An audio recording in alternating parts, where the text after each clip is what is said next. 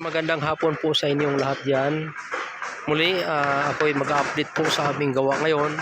Sa kasalukuyan ay ito, nagbubuhos po kami.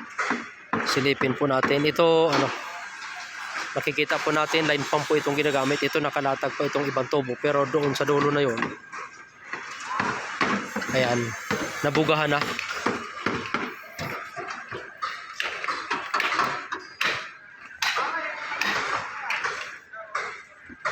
Ayan o. Nagbubuga na guys dito sa area ito. Yan. So, para po sa inyong kaalaman guys, ito po ay ito yung tinatawag na 5D cycle sa gawa. Pag sinabing 5D cycle, ito yung pinaka-cycle ng gawa na dapat ito po yung para sigurado po na medyo mabilis ang gawa.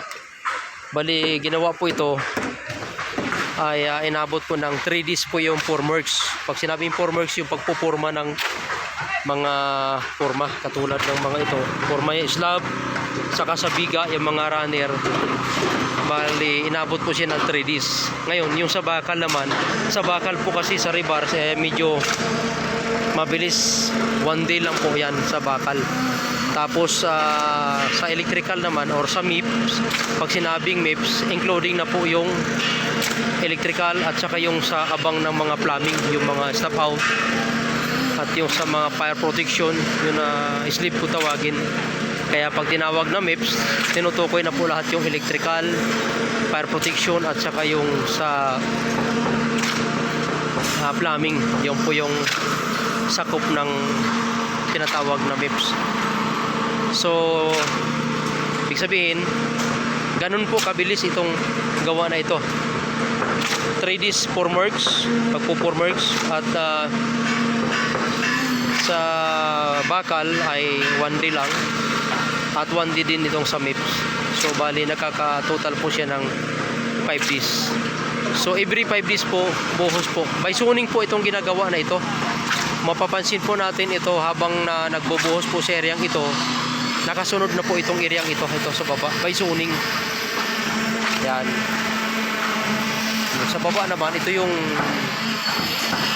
area na medyo mababa na area by zoning. Hindi po kasi pwede, ang technique po kasi sa paggawa, kaya ginagawa po itong by zoning, kasi kung buo po talaga yung gagawin bawat floor, hindi po kayanin ng ganung kadami na formworks na gagamitin. Kaya ang ginagawa by zoning, merong nakaangat, merong nakaangat na, merong mababa na floor. Kaya kung pansinin natin, ito mataas na po sa area yan, yun po yung zone 1. Ito dito zone 2, dito naman ay zone 3, zone 4 naman doon, at zone 5 doon sa dulo na yan.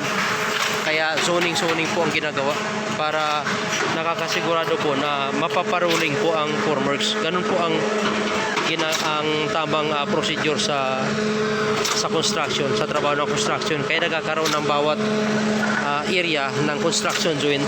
Ganun po ginagawa namin. Kaya ito 5D cycle lang po ito.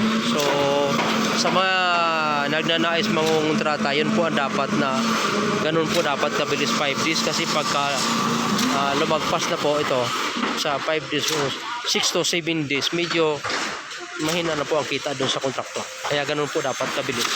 Ito ay nasa mga 130 cubic po ito, yung zone na ito. So guys, sana po meron po kayo napulot sa video po ito. Wag po kayo magsawa at patuloy ako nag-update sa aming gawa para malalaman din po nyo kung paano ng paggawa ng medyo mabilis na gawa sa formworks. Kasama na po yung concreting. So ayan, concrete pouring na po kami. So, although medyo maulan ngayon at maambon lang naman. Ayan. So yun, habang nagbubuhos kami itong areang ito, itong zone 2 na ito, dito naman ay naka-prepare na naman. Yan, ready to install rebars na naman, at yung kabilang side ay talagang may bottom na po itong areang ito. Ito may mga bottom na. So ngayon, ito yung binubuhusan, itong areang ito. So by tomorrow, ito na naman, zoning na ito, zone 3. So araw-araw po ang buhos po namin. So ganun po kabilis ang gawa po namin dito. So yan lang po guys, sana po meron po kayong kunting natutunan, napulot sa aking video ito. Salamat po at huwag po kayo magsawa sa munting channel po ito. At doon sa mga hindi pa po nakapag-subscribe, sana po mag-subscribe kayo. Suportahan niyo po ang mga construction boys. Maraming salamat po at God bless po sa inyo lahat.